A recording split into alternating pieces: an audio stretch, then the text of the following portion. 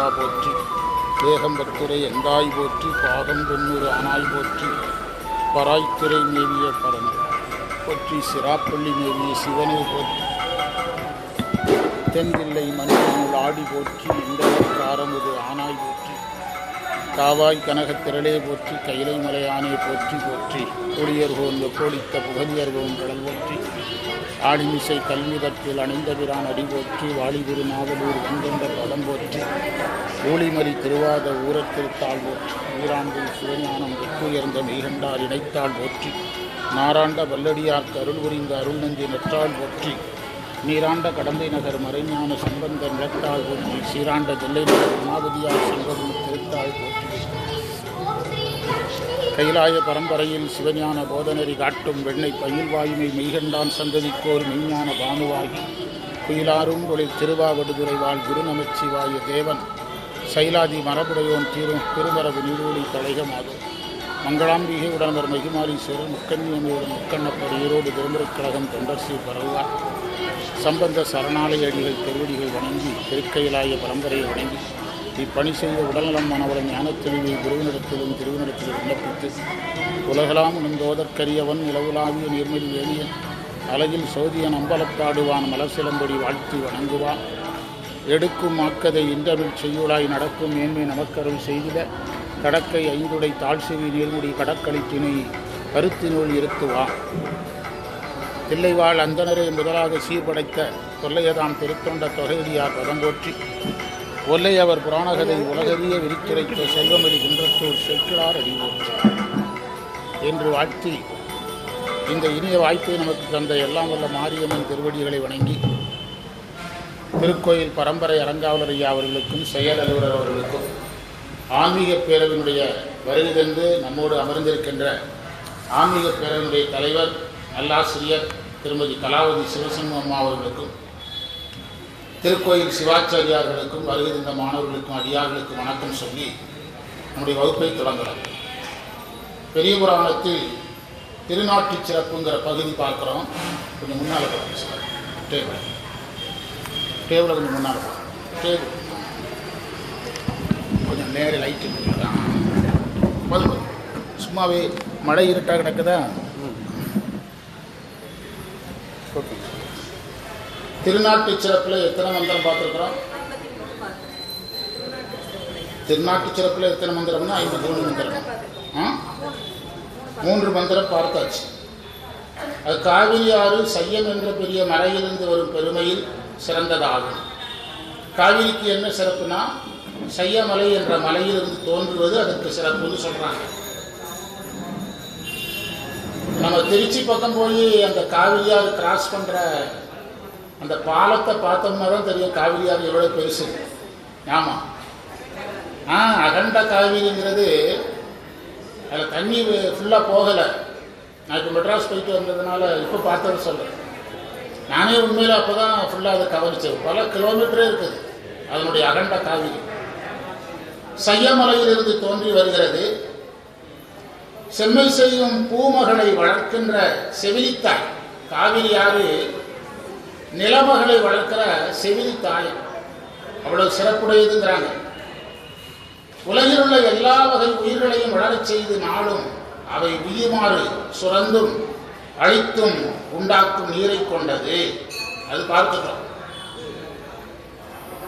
மேற்கு தொடர்ச்சி மலையை தான் சையமலைன்னு சொல்றோம். மந்திரம் 54. காவிரியாறு திருமாலினுடைய உந்திச்சுழி போன்று அலைகள் உடையதாக இருக்கிறது. காவிரியாறுல நிறைய சுழிகள் இருக்குன்னு சொல்லணும். திருமாலுடைய உந்தியிலிருந்து தான் அயன் தோன்றாரு. திருமாலை சொல்லணும், திருமாலை பெருமைப்படுத்தணும்னு யார் ஆசைப்படுறாங்க? ஆமா, அதாவது சைவத்தில் அந்தந்த கடவுளுக்குரிய அங்கீகாரம் கொடுக்கப்படும். எந்த ஒரு கடவுளையும் தாழ்த்தி சொல்லுகிறது மரபு எதில் கிடையாது, சைவத்தில் கிடையாது. செங்கன் நெடுமாலும் அப்படின்னு தானே சொல்றாரு.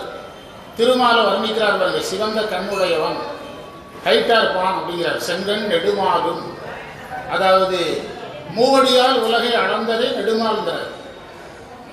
அதை திருமாலை சொல்லணும். திருமாலுடைய உந்தி மாதிரி சுடிகள் உடையது காவிரி ஆறுங்கிறார்.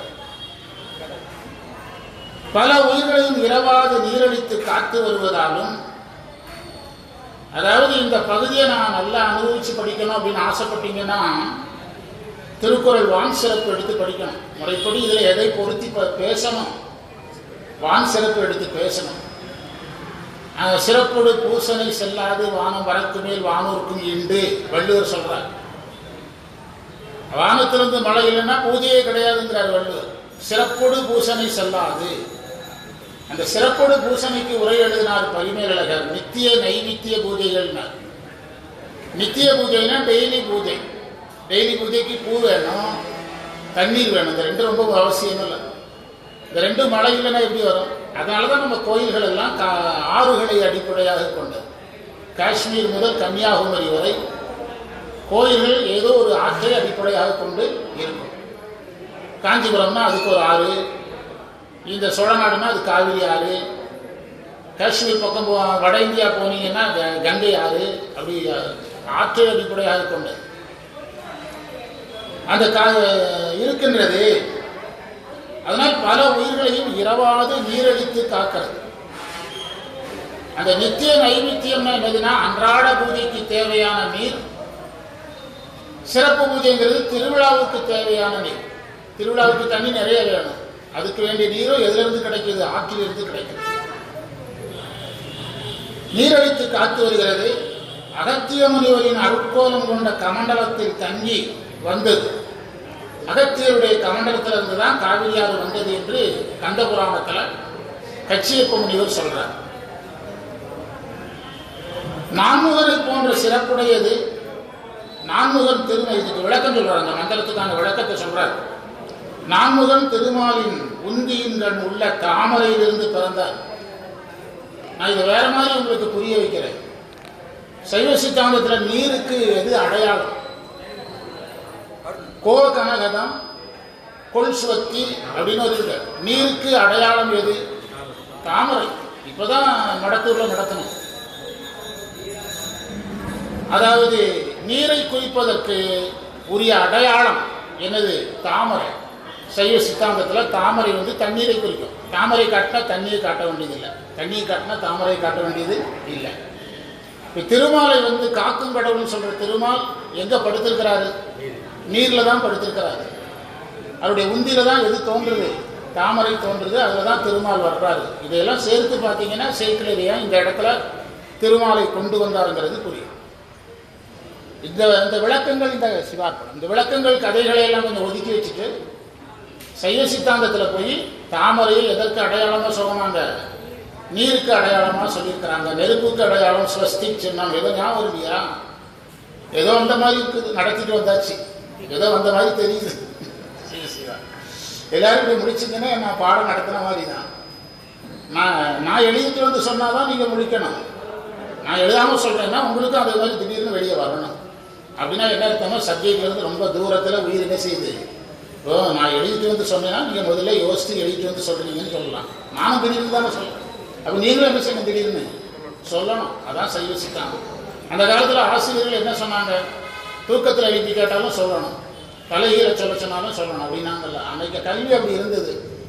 அந்த கல்வி முறை போனதுனால தான் இப்போ நமக்கு மனப்பாடத்திறன் போச்சுது. ஒரு ஃபோன் நம்பர் கூட நம்மகிட்ட ஞாபகம் இல்லை. எதுக்கு எடுத்தாலும் செல்ஃபோன்.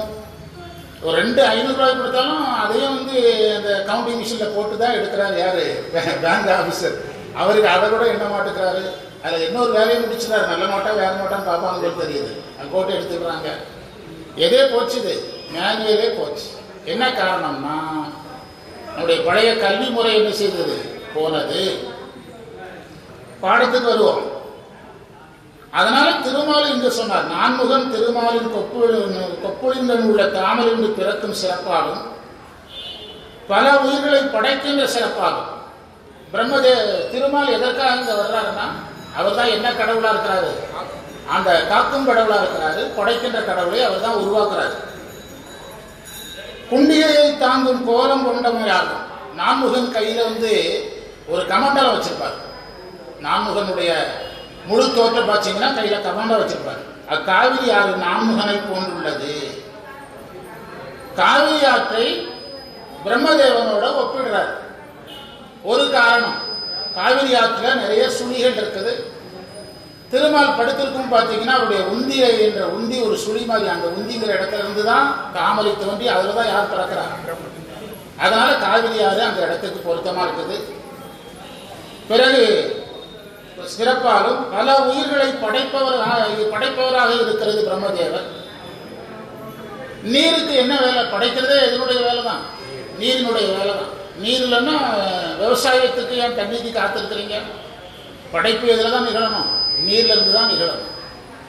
அதனால படைக்கிறதுனாலையும் அந்த திருமால் தன்னுடைய கமண்டலத்தை கையில் வைத்திருக்கிறதுனாலையும், கமண்டலத்தில் தண்ணி தான் வச்சிருக்கிறார்.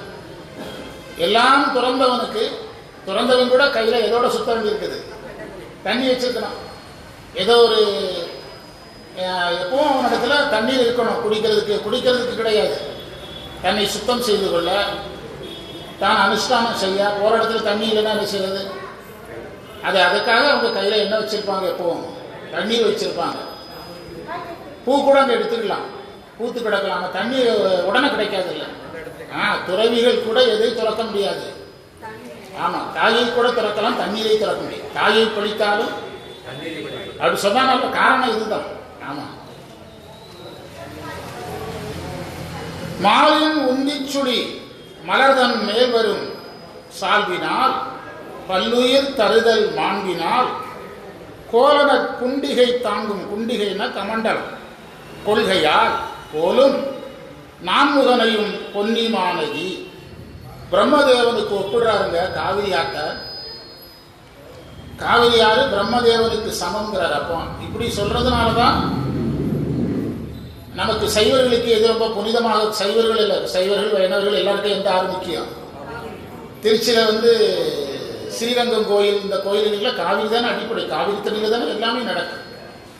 அடுத்த மந்திரம், காவிரி ஆறு சந்திரன் சமணம் உயர்ந்த சையமலையிலிருந்து தோன்றி வருவதாலும் நீர்வெள்ளம் பொங்கி வருவதால் உள்ளதான வெண்மையான தலை போன்ற உருவம். தண்ணி வேகமா வருது, அந்த நீர் போற வேகத்துல நுரை தோன்றுது. அந்த நுரையெல்லாம் உருண்டையா தெரியுது, புரியுதா? அதை பார்த்தாச்சுன்னா சிவபெருமானுடைய தலையில இருக்கிற பிறை மாதிரி இருக்குது அப்படின்னு ஒரு ஆசிரியர் உரை சொல்றார். அடித்து வருவதாலும் கங்கையாறு பிறைச்சந்திரனை தலையில் சூடிய கங்கை பிறைச்சந்திரனை தலை சிவபெருமானது தலைமுடிந்து வருவதாலும் வெண்மையான தலைகளை பொங்கு நுரை போல மோதி வருவதாலும் அக்காவிரி ஆறு ஆற்றின் நீர்வெள்ளமானது என் தலைவனது சிவபெருமானின் திருமுடியிலிருந்து வரும் கங்கை போன்றது. காவிரியை எதுக்கு ஒப்பிட்டுட்டாரு? கங்கைக்கு ஒப்பிட்டாரு. இன்னும் காவிரியில குளிச்சா போதும்னு சொன்னா கேட்பாங்களா யாராவது? எங்க குளிக்கணும் பாங்க. ஆனா சைக்கிளர் என்ன சொல்றாரு? கங்கைக்கு காவிரியும் கங்கையும் ஒண்ணுதான்னு சொல்றார். காவிரியானது சந்திரந்தவுடன் உயர்ந்த சையமலையிலிருந்து நீண்டு தோன்றி வருது. நீர்வெள்ளம் பொங்கி வருவதால் நுரை தோன்றது தலை மாதிரி இருக்குது. இந்த காவிரி ஆட்ட கங்கையாறு பிறைச்சந்திரனை தலை சூடிய சிவபெருமானது தலைமுடியிலிருந்து வருது. இதெல்லாம் காவிரிக்கு சேர்த்துக்கிட்டே வரணும். காவிரியை கொண்டு கங்கையோட பொருத்தணும். வெண்மையான தலைகளை பொங்கு நுரை போல மோதி வருவதாலும் அக்காவிரி ஆற்று நீர்வெள்ளமானது கங்கை மாதிரி இருக்குது.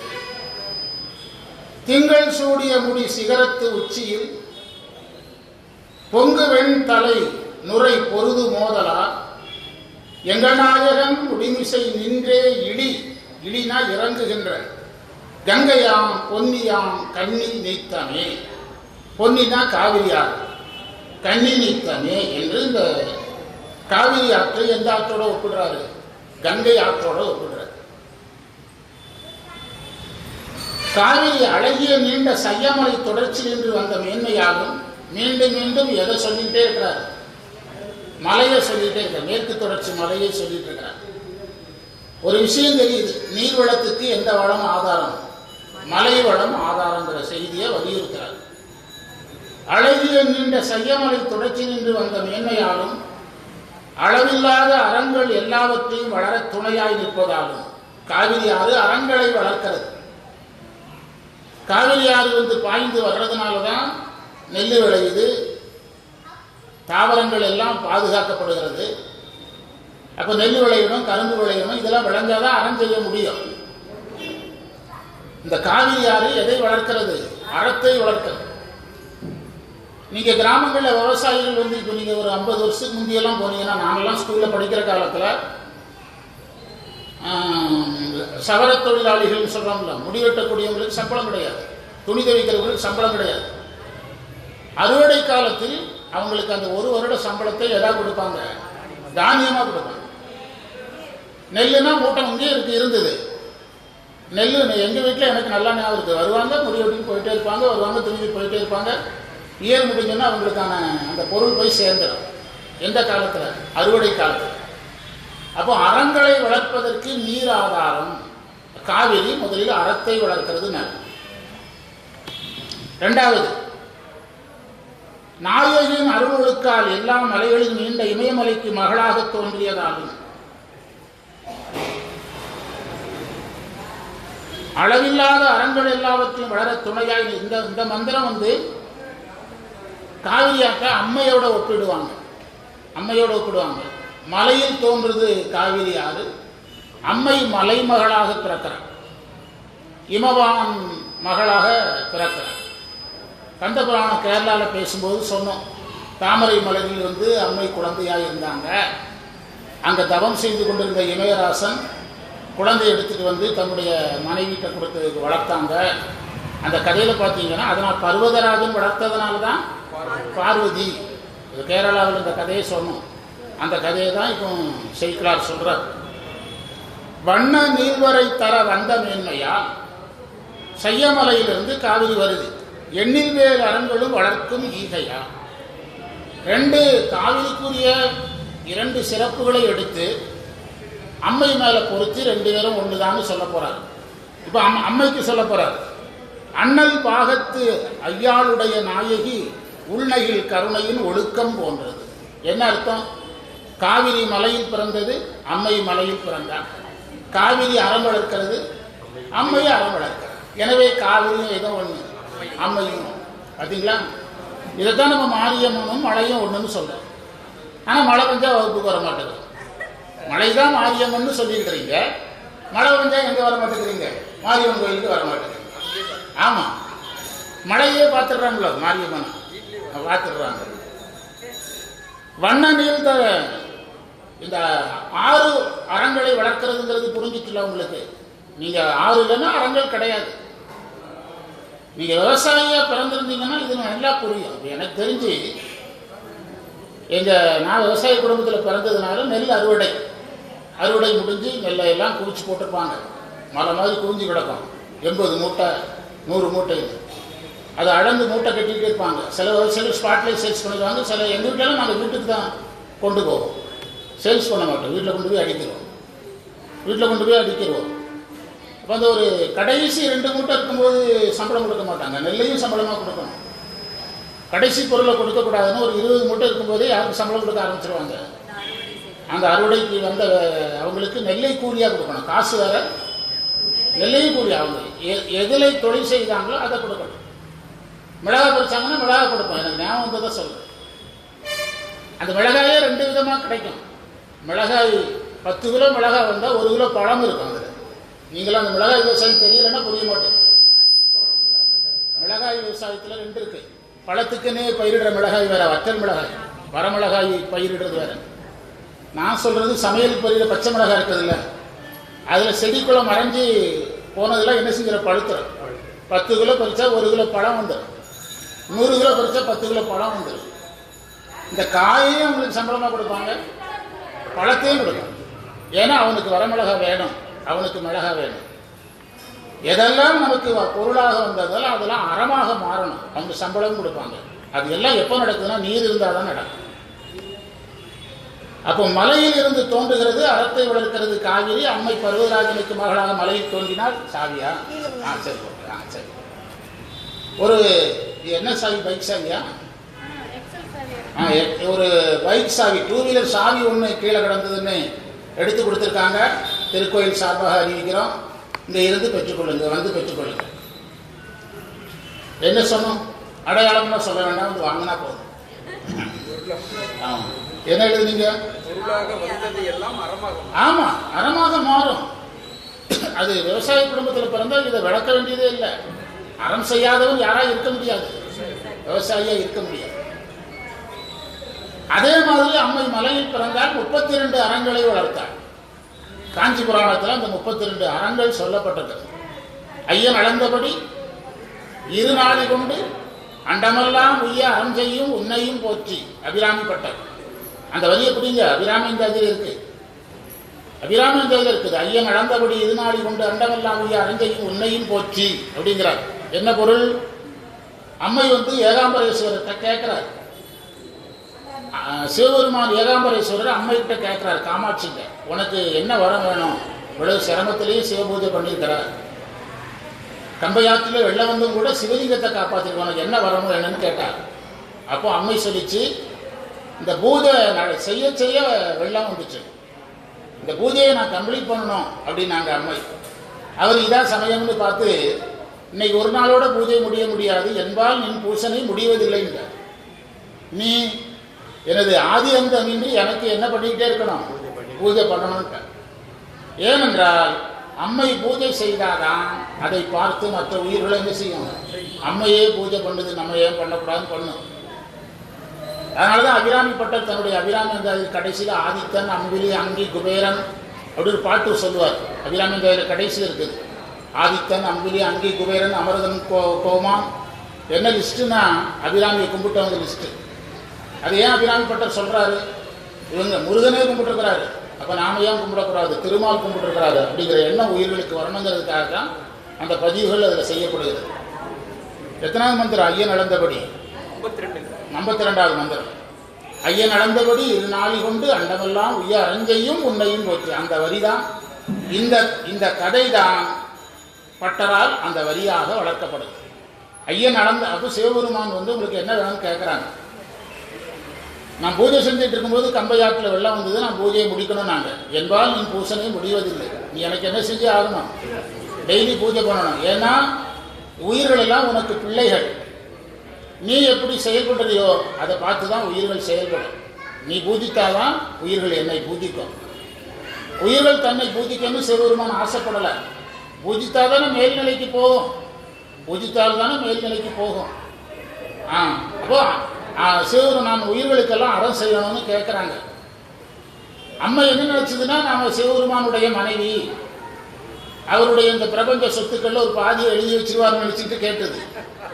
அவர் 2 படி நெல்லை கொடுத்துட்டு நிறுத்திட்டார். 2 படி நெல் பாருங்க, நிலைமையை பாருங்க. இன்னைக்கு வீட்டில் இது சாத்தியமா? உங்க கையில் 1 லட்ச ரூபா இருக்குன்னு தெரிஞ்ச பிறகு வீட்டில் அந்த காசை வாங்காம விடுவாங்களா? எல்லார் வீட்லையும், எங்கள் வீட்டில் நிறைய எல்லா வீட்லையும் தான் நிலைமை. ஆனால் சிவபெருமான்கிட்ட இருந்த சொத்துக்களை நினச்சிட்டு இந்த அம்மா ஒரு குத்து மதிப்பாக கேட்டது. 2 நாளைக்கு கூட 2 நாள் நெல்லை கொடுத்து இதை என்ன செய்ய தெரியாது, இதை வைத்து உலகத்து உயிர்களெல்லாம் காப்பாற்றிக்கிட்டார்.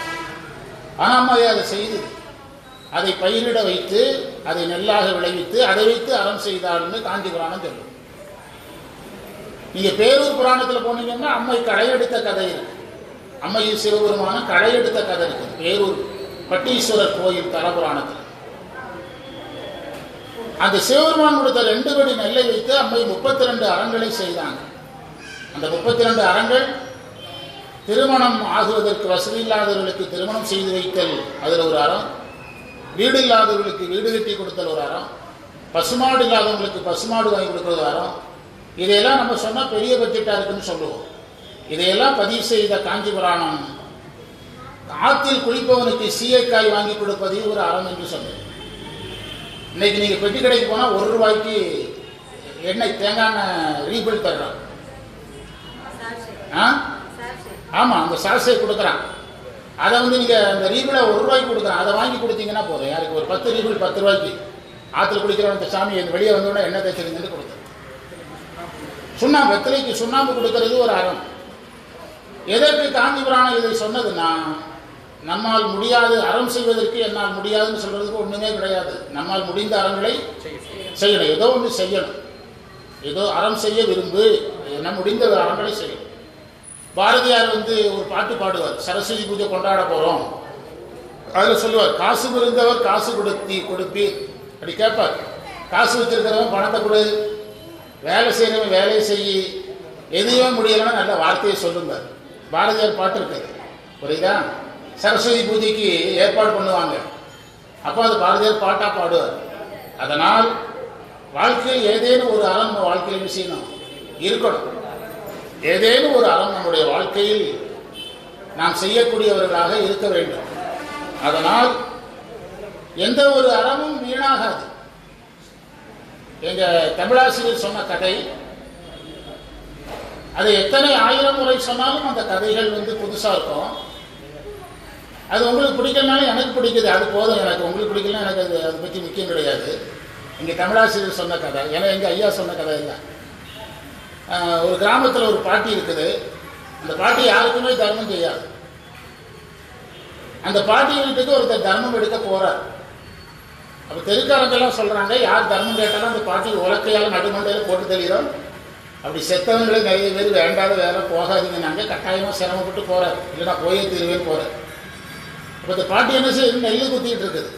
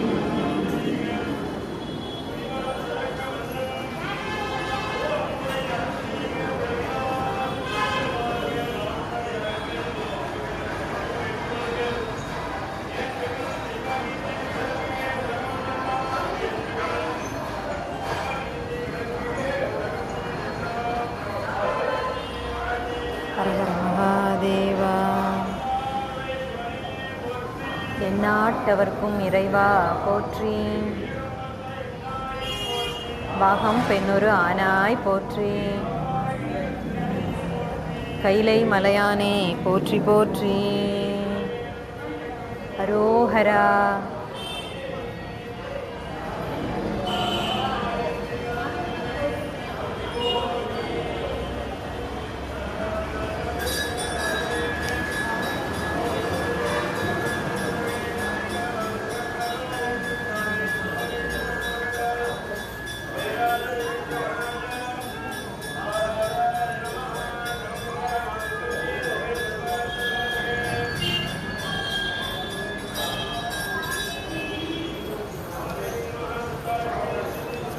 சவுண்டு வந்தது, அது ரிமூவ் பண்ணிட்டேன்.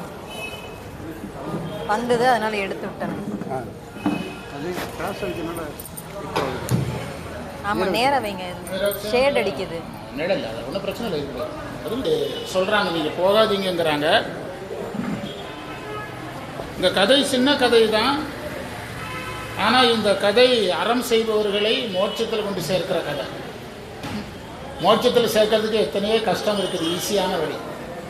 அருணகிரியார் ஒரு இடத்துல சொல்கிறாரு, நொய்யில் பிளவளவேனும் அப்படின்னு ஒரு வரி இருக்குது திருப்புகள்ல. நொய்யில் பிளவளவேனும்னா என்ன அர்த்தம் தெரியுமா? நொய்யல் அரிசின்னா குருணை அரிசி. குருணை அரிசியில் பாதியாவது டெய்லி தானம் பண்ணணுமா. அருணகிரியார் சொல்கிறார், நொய்யில் பிளவு அளவே. நொய்யல் அரிசின்னா குருணை, குருணையில் பாதியாவது டெய்லி தானம் பண்ணுங்க. தானத்தினுடைய எல்லை அது. அப்போ அந்த பாட்டி என்ன செய்யுதுன்னா, இவங்க சொன்ன மாதிரியே உலக்கை எடுத்து என்ன செய்யுது, அடிக்கிறதுக்கு வருது. இந்த கண்ணை இதை ஆஃபீஸில் கொடுத்துருக்கேன், யாரும் கேட்டால் கொடுத்துருங்க. அது வேறு நம்ம அங்கே போட்டு போய் அவற்றை ஒப்படைச்சுன்னுடுவாங்க. ஆஃபீஸில் கொடுத்து கீழே கிடந்து ஒருத்தர் கொடுத்தாங்க. ஆமாம். அப்போ அந்த யார் தொலைவரா? சாவி தொலைவரது யார்? சாவி இங்கே இருக்குது, யார் தொலைவரா? அதை கேட்டு வாங்கி கொடுங்க சார். பாடத்துக்கு வாங்க, பாடத்துக்கு வாங்க, பாடத்துக்கு வாங்கன்னா எங்கே பார்த்துட்டு இருக்காங்க? என்ன எழுதுனீங்க? அதிலே நின்றுட்டு இருங்க எல்லாரும். அப்போ அந்த பாட்டிகிட்ட அதே மாதிரி தானம் கேட்குறாரு. பாட்டி அவர் சொன்ன மாதிரியே உலக்கை எடுத்து என்ன செய்யுது, அடிக்கிறதுக்கு வருது. இந்த துறவி என்ன செய்தாருன்னா பதறி அடித்து ஓடிடுறாரு. அந்த பாட்டியும் போயிடுது. பாட்டியே சொல்லுது, பாட்டி அறம் செஞ்சாதான் இறைவன்கிட்ட போனா, எங்கேயும் போனா நரகத்துக்கே போறேன்னு சொல்லுது. யாரு? பாட்டி. நரகத்துக்கே போனாலும் பரவாயில்ல, நான் தர்மம் செய்ய மாட்டேன். கடைசியில் பாட்டி உயிர் பிரிகிற நாள் வருது, அவருடைய ஆயுள் முடியுது. அப்போ என்ன செய்யறாங்க, அங்கே யமதூதர்கள் வரல, சிவதூதர்கள் வர்றாங்க. யார் உயிரை பிடிக்க? உயிரை பிடிக்க. பாட்டி சொல்லுது, நானே நரகத்துக்கு போறதா தான் சொல்லிட்டு இருக்கிறேன், நீங்களாம் சிவபூத கணங்களாக இருக்கிறீங்க, எதுக்கு வந்தீங்கன்னு கேட்குது. அதெல்லாம் அவர்கிட்ட பேசிக்கிடுங்கன்னு எங்கே கூப்பிட்டு போகிறாங்க? இறைவன் இடத்துல, சிவபெருமானுடைய சிவலோகத்துக்கு கூப்பிட்டு போகிறாங்க. சிவபெருமான் அந்த சிவபூத கணங்கள்கிட்ட என்ன சொன்னார்னா, முதல் எச்சரிக்கை, பாட்டியை நல்லா கெட்டியாக பிடிச்சிடுங்க. ஒரு கையை 4 பேர் பிடி. ஏன் சொல்கிறேங்கிறது பிறகுதான் புரியும் அப்படிங்கிறார். கெட்டியாக பிடிச்சிருக்கிறாங்க. சிவபெருமான் சொல்கிறாரு, இந்த மாதிரி ஒருத்தர் ஒரு துறைக்கு உங்களுடைய தானம் கேட்டு வந்திருக்கிறாரு. நீங்கள் உலக்கை எடுத்து அடிக்க போயிருக்கிறீங்க. உலக்கையில் இருந்த ஒரு குருணை அரிசி அவருடைய திருவோட்டில் விழுந்திருக்குது. அதை அவர் சமைச்சு சாப்பிட்டுருக்கிறாரு. அந்த கணக்கு இங்கே இருக்கு. அதனால உங்களுக்கு ஒரு புண்ணியம், என்னை பார்க்குற புண்ணியம். 1 நிமிஷம் அதை கவுண்டவுன் கொடுப்பாங்க. 1 நிமிஷம், 60, 50, 59. அந்த கவுண்டவுன் முடிஞ்சோன்னு நீங்கள் கிளம்பிடணும். பாட்டி சுதாரித்து எல்லாரையும் தள்ளி விட்டு அது காலில் போய் விழுந்துச்சு. யார் காலில்? சிவபெருமான் சொன்னார், நான் அதனால தான் கெட்டியாக பிடிங்கன்னு நீங்கள் ஏமாந்துட்டீங்க, நீ ஒன்றும் பண்ண முடியாது, என்னுடைய காலை பிடிச்சிட்டாங்க, அவ்வளோதான், எங்கே தான் உட்கார்ந்துருக்கணும் பாட்டி, சிவலோகத்தில் இருக்கலான்ட்டு. இந்த கதை எனக்கு 9வது படிக்கும்போது சொல்லப்பட்டுச்சு. உங்கள் வாத்தியார் எப்படி, எங்கள் வாத்தியார் எப்படின்னு பார்த்துட்டுங்க. எத்தனாவது வகுப்புல இந்த கதையை சொல்லியாச்சு? 9ஆம் வகுப்புல இந்த கதையை சொல்லி தந்துட்டார் வாத்தியார். அதனால் அறம்ங்கிறது என்ன சாதாரண விஷயங்கள் கிடையாது. அறம்ங்கிறது பெரிய விஷயம். தர்மம் தலைகாக்கும் சொன்னதே அதனால தான். அதனால் காஞ்சி புராணம் இந்த 32 அறங்களை சொன்னது. ஐயன் அளந்தபடி இருநாளி கொண்டு அண்டமெல்லாம் உய்ய, பிழைக்க கிடையாது. அந்த அம்மை செய்கிற அறத்தினால அந்த உயிர் மோட்சத்துக்கு போகணும். அதான் உய்யன்னு சொன்னார். அதான் உய்யன்னு சொன்னார். அன்னம்பாலிப்பும் அன்னதானமும் ஒன்று கிடையாதுன்னு சொல்கிறோம்ல. பசு புண்ணியம் வேற, பதி புண்ணியம் வேற. இப்போ கோயில் அன்னதானம் வந்து பதி புண்ணியத்தில் சேரும். அதே சாப்பாடை நீங்கள் வெளியே போட்டீங்கன்னா பசு புண்ணியத்தில் சேரும். நீங்கள் ஒரு மண்டபம் பிடிச்சி 100 பேருக்கு சாப்பாடு கொடுத்தீங்கன்னா அது உயிர் செய்த தர்மம். அதே அந்த தொகையை மாரியம்மன் கோயிலில் கட்டி ஒரு அன்னதானத்தில் போட்டிங்கன்னா அது மாரியம்மனே செய்த தர்மமாக மாறி அதுக்கு பதி புண்ணியம்னு பேர். புண்ணியங்களில் நிறைய வகைகள் இருக்குது. அந்த வகைகளை புரிந்து நாம் புண்ணியம் செய்யணும். அதை அம்மை வந்து அதை செய்ததை பார்க்கிறோம். இப்போ நாம் வந்து ஒரு குளத்தில் முங்கி எழுதுவதை பரிகாரம்னு சொல்கிறோம். நான் உட்காந்து யோசிச்சதை உங்களுக்கு சொல்கிறேன். ஒரு குளத்தில் முங்கி எழுந்திரிச்சா அதை பரிகாரம் வரும். ஆனால் மெய்கண்டாருடைய அப்பா அச்சுத கடப்பாடல் எந்த ஒரு குளத்தில் முங்கினார்? குளத்தில் முங்கினார். அவர் வாத்தியார் யாரு? அப்போ ஒரு குளத்தில் முங்கிறதுக்கு முந்தி யாரா இருந்தார்? யாருடைய மாணவராக இருந்தார்? அருள்நந்தி சிவாச்சாரியார் பரிகாரத்துக்கு குளத்தில் முங்கிறதுக்கு நம்ம முங்கிறதுக்கு வித்தியாசம் புரிஞ்சுட்டார். இன்னைக்கு நான் யோசித்ததை சொல்றேன். இன்னைக்கு நான் உட்காந்து யோசித்ததை சொல்றேன். அருள்நந்தி சிவாச்சாரியாருடைய மாணவராக இருந்த ஒருத்தர் குளத்துக்குள் பரிகாரத்துக்கு முங்கிறதுக்கும் நம்ம முங்கிறதுக்கு எவ்வளவு வேறுபாடு. அருள்நந்தி சிவாச்சாரியார் நம்ம சிவனா கும்பிடுறோம். அவருக்கு மாணவராக இருக்கிற ஒருத்தர் ஞானம் தெரிந்த பிறகுதான் அவர் எங்க முங்குறாரு? குளத்துல முங்குறாரு. அந்த பரிகாரத்தின் காரணமாக அவருக்கு என்ன பிறக்கிறது? யாரே பிறக்கிறார்? அதுதான். எனக்கு வந்து ஜாதகத்துல நீங்க இந்த ஒரு குளத்துல முங்குங்க அப்படின்னா நான் போய் முங்குறேன். நான் என்னுடைய பரிகாரத்தை தற்காலிகமா சரி செஞ்சுட்டு போயிடுறேன். ஆனா அங்கு நிகழ்ந்தது என்னன்னா, ஒரு ஞானி, அவர் குளத்தில் முங்கியவர் மனிதர் அல்ல. யாரு? ஞானி. முங்கியதால் பிறந்தவர் மனிதர் அல்ல. யாரு? இதுதான் நம்முடைய கோயில்கள் நமக்கு வகுத்து கொடுத்தது. அப்போ நம்முடைய கோயில்கள் மூலமாக நாம் பரிகாரம் செய்து கொள்வதற்கு ஆகம வேதம் அனுமதிக்கிறது. ஆனால் அதில் நிறைய வகைகள் இருக்கு.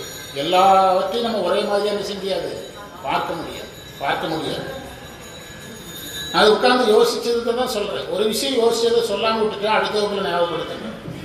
அந்த சொந்தங்கள்னு ஒரு டாபிக் எடுத்து பேசிட்டு இருக்கல, அது முக்கியமானது பேசாமல் விட்டுட்டு இருக்கிறேன். அது ஒரு நாள் பேசுறேன். வண்ண நீர் வரை வந்த மேன்மையால் எண்ணில் பேர் அறங்கள் வளர்க்கும் ஈகையால் அண்ணல் பாகத்த ஆளுடைய நாயகி உண்மையில் கருணையில் ஒழுக்கம் போன்றது. அம்மையினுடைய கருணை மாதிரி காவிரியாருங்கிற எவ்வளவு பெரிய விஷயம். இப்படி ஒரு 100கணக்கான மந்திரங்களை எடுத்து வச்சு பெரிய புராணத்துக்கு பாட்டு சொல்லணும். பஞ்சபுராணம், பெரிய புராணம், உலகலாம் உணர்ந்தோதற்கரியவன் சேக்கிழார் எழுதின காலத்திலிருந்து இன்னைக்கு வரைக்கும் அதான் சொல்லிட்டு இருக்காங்க. வேற மந்திரமே என்ன செய்யறதில்லை, சொல்றதில்லை. இந்த மந்திரம்லாம் எவ்வளவு அழகான மந்திரம். 56வது எண் நினைவு வச்சுக்கிடணும். காவிரியும் அம்மையும் ஒன்றுங்கிற அடுத்த மந்திரம் அதுக்கு அடுத்த அதை விட சிறப்பு. அதுல பாருங்க, வம்புலா மலர் நீரால் வழிபட்டு காவிரியால் பெருக்கெடுத்து வரும்போது சிவாலயத்தை ஒட்டி வருது. வம்புலா மலர்னா மனம் கமழ்கின்ற மலர்கள்னு அர்த்தம். மனம் கமழ்கின்ற மலர்களை அந்த காவிரி ஆறு எடுத்துக்கிட்டு வருது.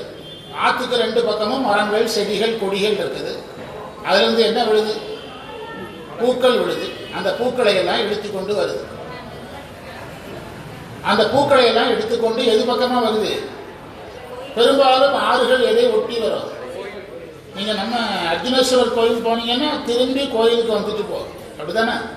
ஆறுகள் எப்பவுமே பெரும்பாலும் கோயிலை ஒட்டியே வரும்.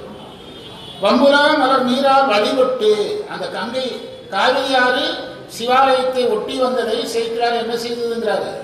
வழிபட்டதுங்கிறார். நம்மகிட்ட கேட்டா நம்ம வழிபட்டது யாருன்னா நம்ம ஆறு வழிபட்டதுன்னு ஒத்துக்கிடுவோமா? ஆனா சேக்கிழார் ஒத்துக்கிறார், ஆறு வழிபட்டதுங்கிறார். வழிபட்டு செம்பன் வார்னா நீண்ட கரை எண்ணில் சிவாலயத்து, எண்ணிலடங்காத சிவாலயம், எண்ண முடியாத சிவாலயங்கிறார். சிவாலயத்து எம்பிரானை இறைஞ்சலில் எண்ணற்ற சிவாலயங்கள்ல சிவபெருமான காவிரியாறு கும்பிடுதுங்கிறார். காவிரியாறு நமக்கு காவிரி ஒரு பெண் தானே, கங்கை பெண் தானே. நமக்கு நீர் நிலமெல்லாம் என்னது? இங்க காவிரியை நம்ம எதா பார்க்கணும்? பெண்ணாகவே பார்க்கணும்.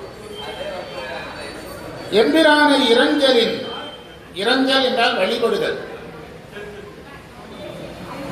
ஈர்ம்பொன்னி, ஈர்ம்பொன்னினா குளிர்ந்த அர்த்தம். பொன்னி காவிரி ஆறு. உம்பர் நாயகர், உம்பர்னா தேவர், நாயகர்னா தலைவர். உம்பர் நாயகருக்கு அம்பரும் ஒக்குமார். காவிரி ஆறு பிரம்மதேவன் மாதிரி நாடு, காவிரி ஆறு கங்கை மாதிரி நாடு, காவிரி ஆறு அம்மை மாதிரி நாடு, காவிரி ஆறு சிவனடியார்கள் மாதிரி இருக்கிறார் கடைசியில். காவிரி சிவன் மாதிரி மட்டும் சொல்லாமல் இருக்கிறார். காவிரி நல்லா இருந்தால் சைவமே நல்லா இருக்கும். அதனாலதான் காவிரிக்கு ஒரு முக்கியத்துவம் கொடுக்குற. அவர் அமைச்சராக இருந்தவர். ஒரு நாட்டினுடைய வளம் எதை அடிப்படையாக கொண்டது?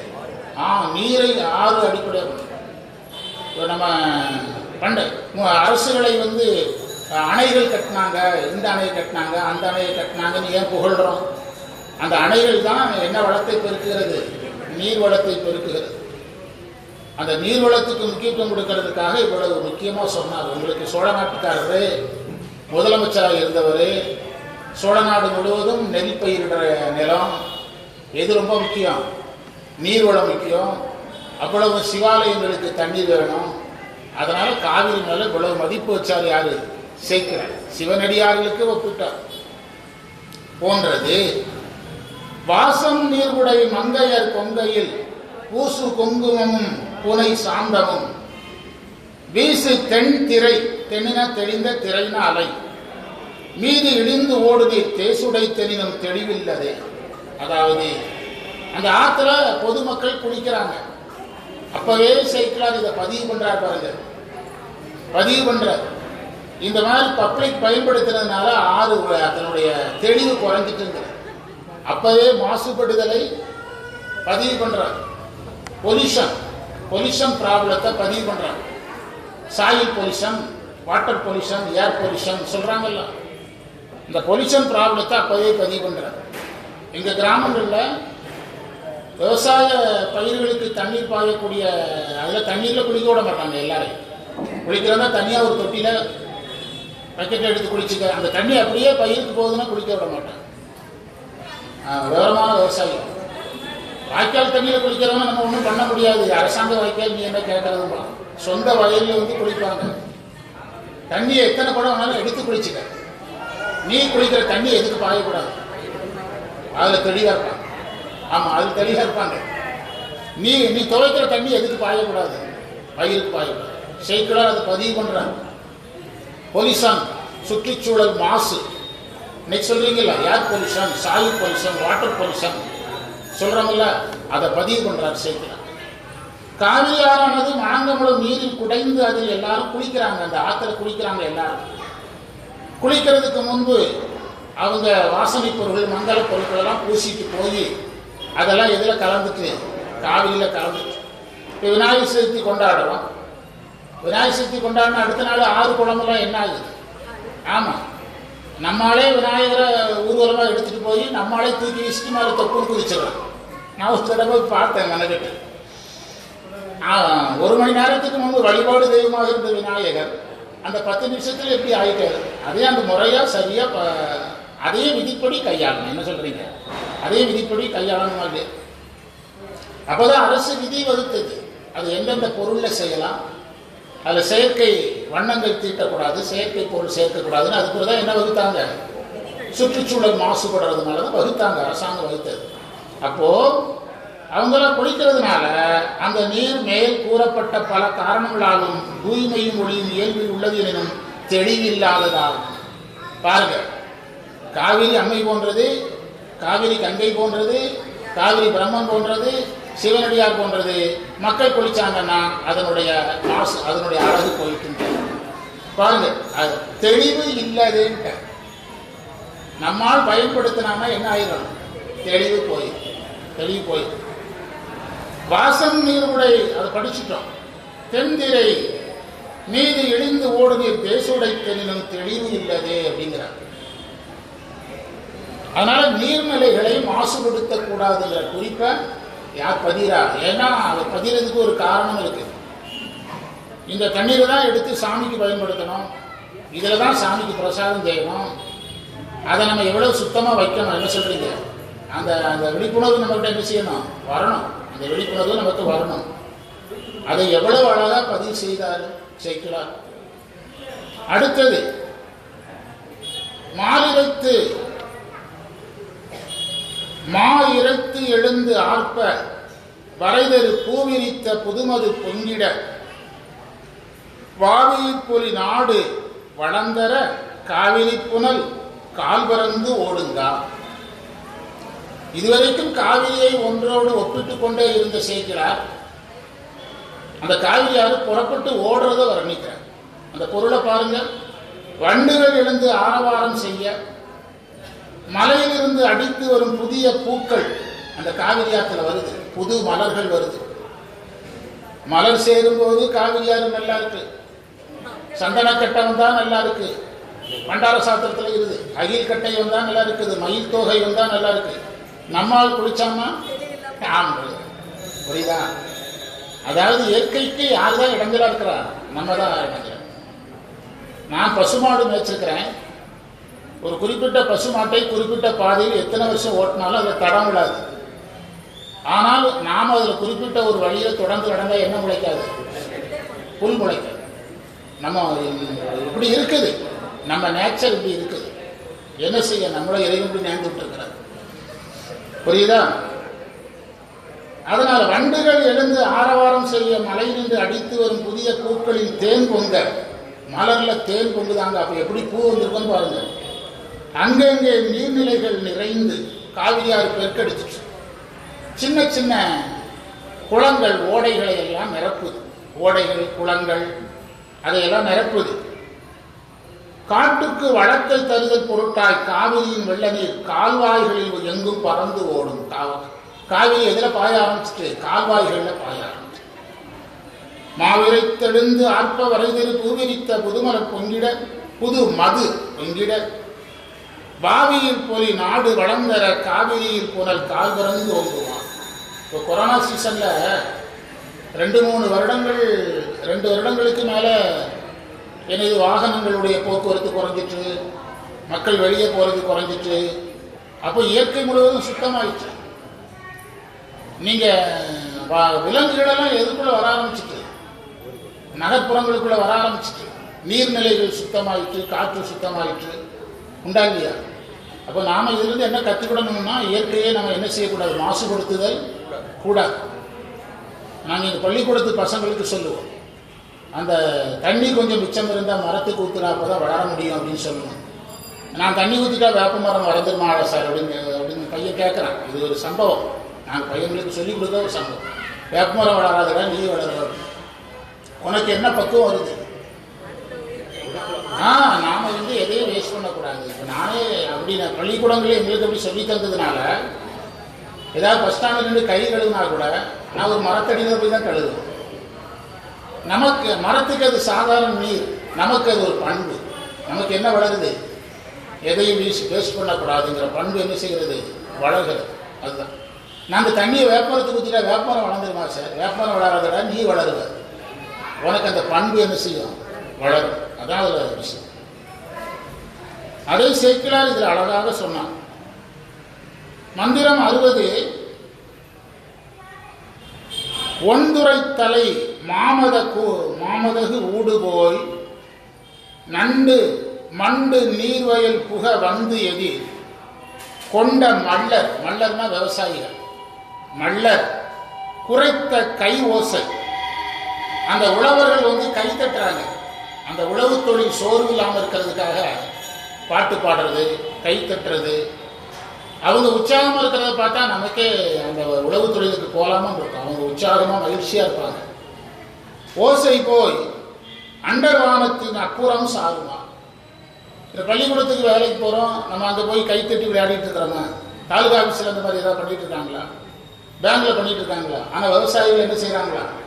கைத்தட்டி பாட்டு பாடி சந்தோஷமாக இருக்கிறாங்க அப்படிங்கிற ஒளிபொருந்திய துறையிலே பெரிய மதகுகளின் வழியே இந்த காவிரி ஆறு போகுது. மிக்க புதிய வெள்ளம் வயலில் புகுது. அந்த வெள்ள நீரை வரவேற்கிறதுக்கு கைத்தட்டி வரவேற்கிறாங்களாம் விவசாயிகள்.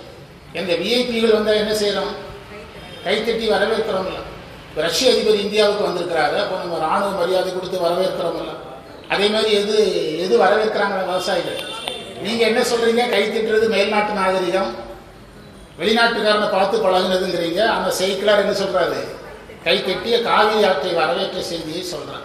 இப்போவும் டேம் தண்ணியை திறக்கிறதுக்கு அரசு அதிகாரிகள் போனாங்கன்னா பூ போட்டு வரவேற்கிறாங்க. அப்போ அந்த நீரை என்ன செய்ய சொல்றோம்? அந்த மரபு இருக்குதுல இன்னைக்கும். அதை புரிந்து கொண்டால் போதும். வரவேற்றார்களாம். அழைப்பது போல் வந்து மன்னர்களின் மகிழ்ச்சியால் ஆரவாரம் செய்து மல்லர்னா விவசாயி. தமிழ் இலக்கியத்தில் உழவர்களை குறிக்கக்கூடிய பெயர்கள். மல்லர்னா உழவரை குறிக்கும். இந்த பெயர்களெல்லாம் உங்களுக்கு பழகணும்னா தமிழ் இலக்கியத்தில் அக இலக்கிய பகுதிக்கான இலக்கணங்களுக்குள்ள போகணும்னா அங்கே வந்து அந்த முதற்பொருள், கருப்பொருள், உரிப்பொருள் அப்படின்னு அதுக்குள்ள நிறைய விதிமுறைகள் இருக்கு. அது முறையாக தமிழ் பாடமாக படிக்கணும். சும்மா புத்தகத்தில் படிக்கிறதுனால வராது. முதற்பொருள், கருப்பொருள், உரிப்பொருள் அப்படின்னு வரும். நிலமும் பொழுதும் முதற்பொருள். கருப்பொருள்னு ஒரு 13 பொருள் சொல்லுவாங்க. ஒரு நிலத்துக்கு வாழ்கிற மக்கள் யாரு, தொழில் என்ன, இதெல்லாம் 13 லிஸ்ட் கொடுப்பாங்க. அது பேர் கருப்பொருள். அப்புறம் உரிப்பொருள்னு ஒரு லிஸ்ட் கொடுப்பாங்க. உரிப்பொருள்னா என்னதுன்னா எந்தெந்த நிலத்துல என்னென்ன நடக்கும். போக்கெல்லாம் பாலை புணர்தல் நறுங்குறிஞ்சி ஆக்கஞ்செயல் ஊடல் அணிமருதம் நோக்கங்கால் இல்லிருத்தல் முல்லை இறங்கல் நறுநீதம் சொல்லியிருக்கும் ஐம்பாற்பகை. இதுதான் உரிப்பொருள். இது அதுக்கான ஃபார்முலா. புரியுதா? இது ஸ்கூலில் படிக்கும்போது இதை மனப்பாடமாக சொன்னாதான் மார்க் போடுவாங்க. அது தமிழ் இலக்கியத்துக்குரிய இலக்கணங்கள். அதெல்லாம் போக்கெல்லாம் பாலை. போக்கெல்லாம் பாலைன்னா ஒரு குடும்பத்தில் 2 பேர் பிரிவதா சொல்லணும்னா பாலை நிலத்தை வச்சு பாடணும். அப்பதான் அழகா இருக்கும். பலாமரத்தில் நிறைய பழுத்து கிடந்தது, வாழைத்தாரெல்லாம் நிறைய கிடந்தது, முல்லை குறிஞ்சிலாம் பூத்து கிடந்தது, முல்லைக்கு எல்லாம் பூத்து கிடந்தது. கணவன் மனைவி பிரிஞ்சாங்கன்னா எடுபடுமா? அதை எந்த நிலத்தில் வச்சு சொல்லணும்? மரங்கள்லாம் பட்டு கிடந்தது, ஒரு மரத்துல இலையும் கிடையாது, தலையும் கிடையாது, குடிக்கிறதுக்கு தண்ணி கிடையாது, 2 பேரும் பிரிஞ்சு போனாங்கன்னா. அதனால் நீ பழைய இன்னைக்கு சினிமா படங்களில் பாருங்க, சோகத்தை எந்த நிலத்தில் வச்சு தான் காட்டுவாங்க? பாலியல் வச்சு தான் காட்டுவாங்க இன்னைக்கும் சினிமாக்காரங்க. இதெல்லாம் அந்த தமிழ் இலக்கியத்தில் இருக்கக்கூடிய நுட்பங்கள். அந்த இலக்கியத்தில் அவர்கள் அங்கே வந்து அந்த பெயர்கள் எல்லாம் சொல்லியிருப்பாங்க. பரதர் பரத்தியர். பரதர் பரத்தியர்னா மீனவர்கள். இந்த உழவர்களை குறிக்கிற வார்த்தையை தான் என்ன வார்த்தையில குறிச்சிருக்கிறாரு? மல்லர் அப்படின்னா உழவர். அது மல்லர் லகரம். டீச்சர்கிட்ட புக்க காட்டினீங்கன்னா தெரிஞ்சிடும். புரியுதா? மல்லர். மற்போர், மல்போர் சரியான வார்த்தை தான். புரியுதா? மல்யுத்தம். இதை வந்து நீங்க பல்லர் என்பது விவசாயியை தான் குறிக்கும். இடப்பெயர், ஜாதி பெயர் கிடையாது. இவனா ஜாதி பெயரா ஆக்கிட்டான். பறை என்ற கருவியை இயக்கியதனா பறையர். அது ஜாதி பெயர் கிடையாது, தொழிற்பெயர், மதிப்பிற்குரிய பெயர்கள். பள்ளத்தில் வாழ்ந்ததனால் அந்த வார்த்தையை பயன்படுத்தினாங்க. பிற்காலத்தில் அது என்ன பெயராக மாற்றப்பட்டது? ஜாதி பெயராக மாற்றப்பட்டது. அது தொழில் என்னது? பிறப்புக்கும் எல்லா உயிருக்கும் செய்தொழில் வேற்றுமையா? தொழில தான் வேற்றுமை இருக்குது, பிறப்புல என்ன கிடையாது. வள்ளுவர் அதைத்தான் பதிவு செய்ய. பிறப்புக்கும் எல்லா உயிருக்கும் எல்லாரும் சொல்லுவான், அடுத்த வழியை சொல்ல மாட்டான். இதுதான் பிரச்சனையே தமிழ்ல. பிறப்புக்கும் எல்லா உயிருக்கும், பிறப்புக்கு அதுக்கு பிறகு இருக்கிறத சொல்லுங்கப்பா. பிறப்புக்கும் எல்லா உயிருக்கும் சிறப்போவாய் செய்தொழில் வேற்றுமையா அப்படின்னா. மாதர் ஒன்றுரைத்தலை மாமத ஊடு போய் மண்டு நீர்வயல் புக வந்து எதிர் கொண்ட மல்லர் குறைத்த கை ஓசை. கை தட்டுறதுக்கு தமிழ் வார்த்தை பாருங்க சார். கை தட்டுறதுக்கு தமிழ் வார்த்தை கிளாப் பண்றாங்கிறான். கையோசை என்ன அழகான தமிழ் வார்த்தை. கை ஓசை போய் எங்க கேட்டுதான்? அண்டர்வானத்தின் அப்புறம் யாருமா? தேவலோகத்துக்கு அண்டகத்து பக்கத்துல இருந்து சத்தம் கேட்டது. என்ன கீழே இருந்து சத்தம் வருதுன்னு தேவர்கள் கேட்கறாங்களாம். அதுக்கு மேல இருக்கிற உலகத்தில் இருக்கிறவங்களும் கேட்கறாங்க, என்னமோ சத்தம் கேட்குது அப்படின்னா. உழவர்கள் எதை வரவேற்கிறாங்க? காவிரி ஆற்று தண்ணியை வரவேற்கிறாங்கன்னு சொன்னாங்க. நீங்க விவசாயிகள் வந்து முதல் மழையில நனைவாங்க. கிராமங்கள்ல முதல் மழையில வந்து கம்பல்சரியா அந்த மண்ணொட்டி எடுத்து ஒரு நிமிஷமாவது வேலை செய்வாங்க. அதெல்லாம் விவசாய மரபு. சும்மாவாவது வீட்டுக்கு முன்னாலும் மண்ணொட்டி எடுத்து பயன்படுத்துவாங்க. முதல் மழையில் நனைந்து அது எதை வரவேற்கிறது? மழையை வரவேற்கிறது. நீங்க விமானம் இந்தியா சமீபத்தில் எங்க வாங்கினாங்க? பிரான்ஸ்ல இருந்து நினைக்கிறேன். என்ன விமானம்? அதிநவீன விமானம் நிறைய வாங்கின, 20க்கு மேல போருக்கு பயன்படுத்தும். அந்த விமானத்தை எதை வச்சு வரவேற்கிறாங்க தெரியாது, பார்த்தா தெரியும். விமானம் நினைவுபடியாக தண்ணி அடிச்சு விடுவாங்க. அதுதான் வரவேற்கிறது. நம்ம காரை கழுவுறதுக்கு டேப் வச்சு அடிக்கிறாங்களாங்க, விமானத்தை நிறுத்தி அது மேலே அடிப்பாங்க. அதுதான் எதை வரவேற்கிறது? விமானத்தை வரவேற்கிறது. இன்றைக்கு வரைக்கும் இந்திய எல்லா உலகம் முழுவதும் இதான் நடைமுறை. விமானம் நினைகிற அளவுக்கு தண்ணி அடித்து வரவேற்பாங்க. அதை கவனிக்கணும். இப்போ ரஷ்ய அதிபர் எதிராக வந்திருக்கிறாரு, அவருடைய நாட்டு சொந்த விமானத்தில் வந்திருக்கிறார். ரஷ்யாவுடைய தலைநகரம், அவருடைய மாளிகை பேர் என்னது? கிரெம்ளின் மாளிகை. அந்த மாளிகையை பறக்கிற மாதிரி அவர் மாளிகையில் என்ன இருக்கோ அத்தனையும் எதில் இருக்குதான்? அந்த விமானத்தில் இருக்குது. பறக்கும் மாளிகை அப்படின்னு சொல்கிறார். அவருடைய அரசாங்கத்தை நடத்துகிற இடத்துல அவருக்கு என்னென்ன உண்டோ எதையெல்லாம் எதுக்குள்ளே இருக்குதான்? அந்த விமானத்துக்கு பறக்கும் மாளிகைங்கிறாங்க. அப்படிப்பட்ட விமானத்தை வரவேற்கிறதுக்கே என்னது தான்?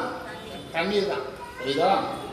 அதை இதில் சைக்கிளாக அவர் அழகாக பதிவு செய்ய கையோசை கிளாப் பண்ணுங்க அப்படின்னு. நான் ஸ்கூலில் வேலை பார்க்கும்போது high school teacher, higher secondary promotion நான் வேண்டாம்னு எழுதி கொடுத்துட்டேன்.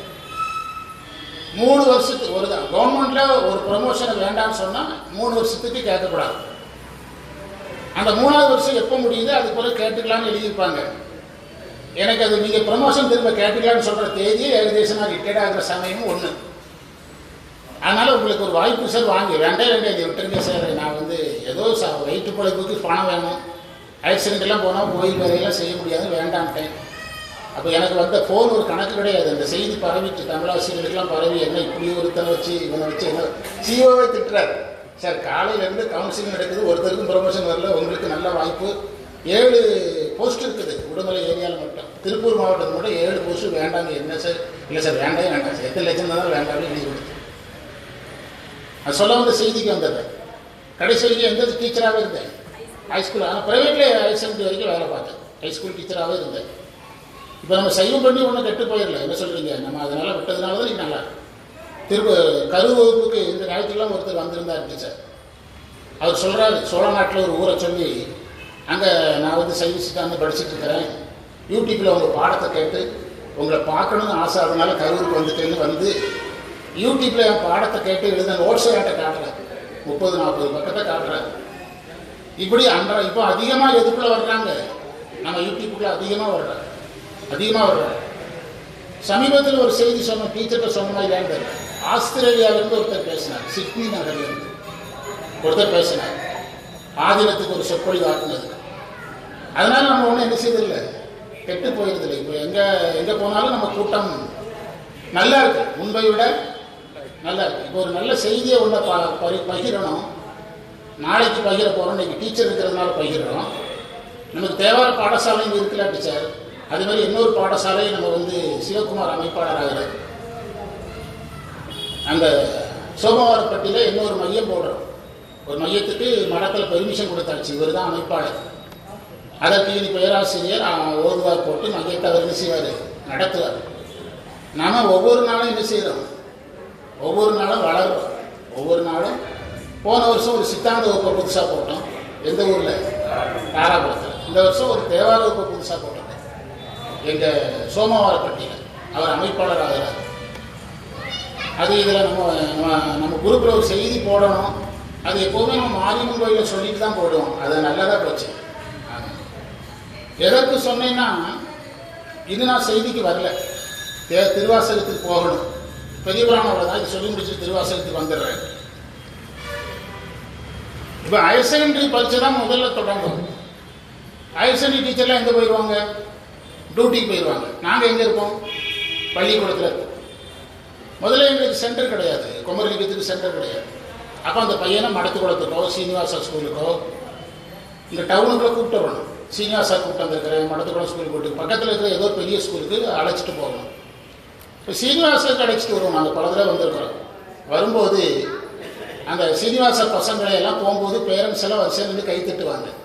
அப்போ எங்கள் பசங்க பாம்போல எப்படி பார்க்கணும் சார், எங்களுக்கெல்லாம் ஒருத்தர் எங்கள் அப்பா, உங்கள் அப்பா எங்கடா இருக்கிறாரு, கூலி வேலைக்கு போயிருக்கிறாரு, எங்கள் அப்பா அங்கே போயிருக்காரு. அவன் சொல்லுவோம், எங்கள் அப்பா அம்மா வர்றதுக்கு நேரமே கிடையாது சார், எங்கே வர அதுதான் நான் வந்திருக்கிறேன் அப்படின்னா, அது சரி சார் நீங்கள் வந்தால் போதும். நாங்கள் யாராவது ஒருத்தர் கூட போய் அந்த ஸ்கூலில் இருக்கிற பெரியவங்க எல்லாம் ஆசீர்வாதம். என் பையனும் சீனிவாசாவில் தான் படித்தான், மகிழ்ச்சியாக சொல்கிறேன், சந்தோஷமாக தான் சொல்கிறேன். அந்த எல்லாம் ஆசீர்வாதம் பண்ணி பெற்றோர்கள் எல்லாம் இருந்து வாழ்த்தியாக வரிசையாக போகும்போது என்ன செய்வாங்க, இவன் கேட்பான், எங்களுக்கு கைத்தட்டுறதுக்கு யாருமே கிடையாது சார், நாங்கள் வந்து இப்படி மாட்டிக்கிட்டவங்க சார்னு அழுவான். இல்லை சார், அதுக்காக நான் வந்திருக்கிறேன் அப்படின்னு அவங்கள பரீட்சைக்கு அனுப்பிட்டு வெளியே வரும்போது ரிசீவ் பண்ணுறதுக்கு யார் இருப்பா? நாங்கள் இருப்போம். ஒரு பஸ் ஏற்றி கொண்டு ஊரில் கொண்டு விடுவோம். ஒவ்வொரு பரீட்சைக்கு நான் போவேன். அது பாதி பரீட்சை வர்றதுக்குள்ளே எங்களுக்கு டியூட்டி வந்துடும், அதுக்கு வேற ஆள் போடுவோம். இதெல்லாம் எனக்கு ஞாபகம் வருது. இந்த கைத்தட்டுறதுன்னு வந்தவொடனே என்ன செய்கிறது ஞாபகம் வருது. திருவாசகத்துக்கு போகலாம். பெரிய புராணத்தை நிறைவு செய்வோம்.